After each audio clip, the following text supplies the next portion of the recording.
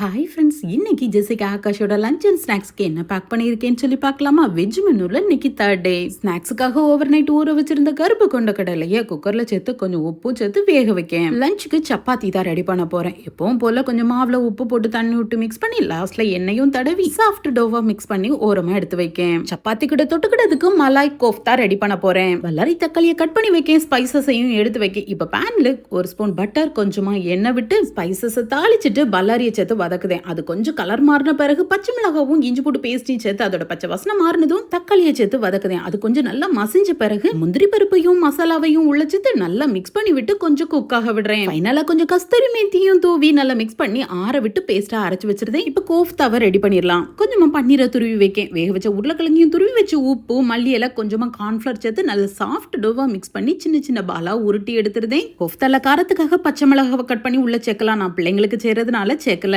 உருட்டி வச்ச பால்ல ஃபைனலா கொஞ்சம் கார்ன்ஃபிளவரையும் டஸ்ட் பண்ணி சூடா இருக்கிற எண்ணெயில பொரிச்சும் எடுத்துருதேன். ஒரு மீடியம் ஃபிளேம்ல வச்சாதான் உள்ளேயும் நல்லா குக் ஆகி வெளியிலயும் நல்ல ஒரு கலர் கிடைக்கும். இப்ப இந்த கோஃப்தா பாலையும் எடுத்து வெளியில வச்சு கொஞ்சம் ஆற விட்டுருதேன். நெக்ஸ்ட் அரைச்சு வச்சிருக்கிற மசாலாவை அதே பேன்லயும் சேர்த்து கொஞ்சம் எக்ஸ்ட்ரா தண்ணியும் விட்டு நல்லா மிக்ஸ் பண்ணி விட்டுட்டு தேவைக்கு உப்பு, டேஸ்ட்டுக்கு தக்கன கொஞ்சமா சுகரும் சேர்த்து கொதி வந்ததும் ஒரு ஸ்பூன் கிரீமியும் உள்ள சேர்த்து ஃபைனலா பொடிசா கட் பண்ண மல்லியிலையும் தூவி இறக்கிறதேன். வேக வச்சிருந்த கொண்டக்கடலை 3 விசிலுக்கு அப்புறம் நல்லாவே வெந்திருக்கு. ஸ்டீம் போன பிறகு குக்கரையும் ஓபன் பண்ணி அதை ஒரு பவுலுக்கு மாத்தி வச்சுட்டு பல்லாரி தக்காளி மல்லி இலை பெரிய பெரிய மசாலாவையும் உள்ள சேர்த்து வேக வச்ச கடலையும் உள்ள சேர்த்து மிக்ஸ் பண்ணி ஸ்நாக்ஸுக்கும் எடுத்து வைக்கேன்.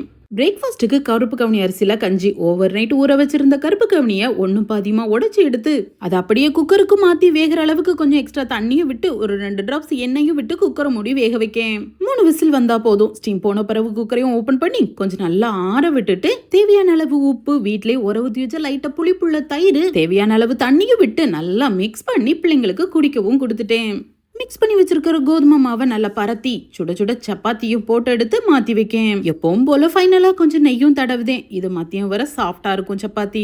இப்படி இன்னைக்கு பிளான் பண்ண மாதிரி லஞ்ச், ஸ்நாக்ஸ், பிரேக்ஃபாஸ்ட்னு எல்லாமே சூப்பரா ரெடி ஆயிட்டு 3வது நாளா வெஜ் மெனுவை சூப்பரா கம்ப்ளீட் பண்ணியிருக்கோம். பிள்ளைங்களுக்குமே இந்த காம்போ எல்லாமே சூப்பரா பிடிச்சிருக்கு. ஓகே ஃப்ரெண்ட்ஸ், இந்த லஞ்ச் காம்போ பிடிச்சிருச்சுன்னா ஒரு லைக் கொடுத்துக்கோங்க. நாளைக்கு என்ன மெனுன்னு சொல்லி நாளைக்கு பார்க்கலாம். பாய்.